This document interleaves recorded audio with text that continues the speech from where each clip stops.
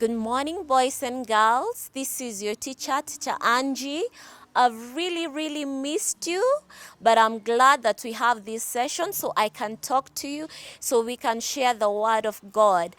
I'm going to talk about something that is very important in our lives, something that even us who are grown-ups have to follow. And this is a commandment from the Lord, and it is the fourth commandment, and it says, "Children, obey your parents in the Lord, for this is right. Honor your father and mother, for this is the first commandment with a promise." Let us pray. Almighty God, we give you thanks. We give you all the glory and honor, for you are with us. You're taking care of us during this time of quarantine.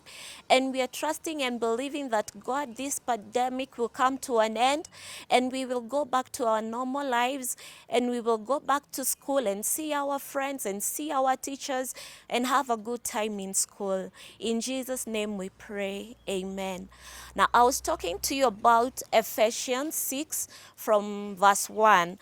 And it talks about obeying our parents. Now, to obey our parents means to do the things that they tell us to do. At this juncture, I would like to tell you that parents are not only those mommy and daddy back at home, but even when you're in school, you have parents who are your teachers. In church, you have us, your teachers, as your parents, and we love you so much. No parent would tell you something bad, to do something bad that would hurt you. So let us obey our parents. Now, unto the parents, I want to encourage you as the first teachers of your child. You're the first teacher in your child's life.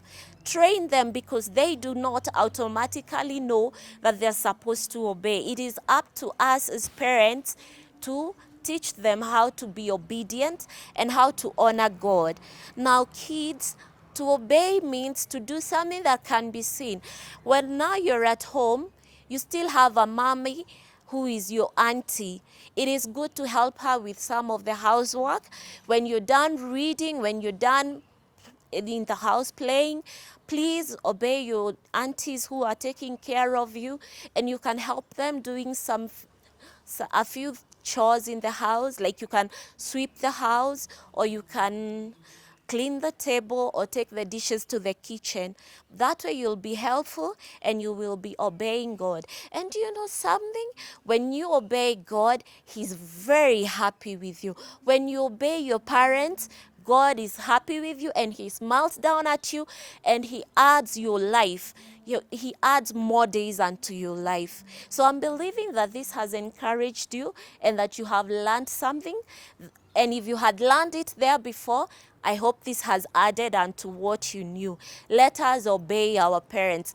I said it is in the book of Ephesians. Ephesians is between the book of Galatians and Philippians. And it says, "Children, obey your parents in the Lord, for this is right.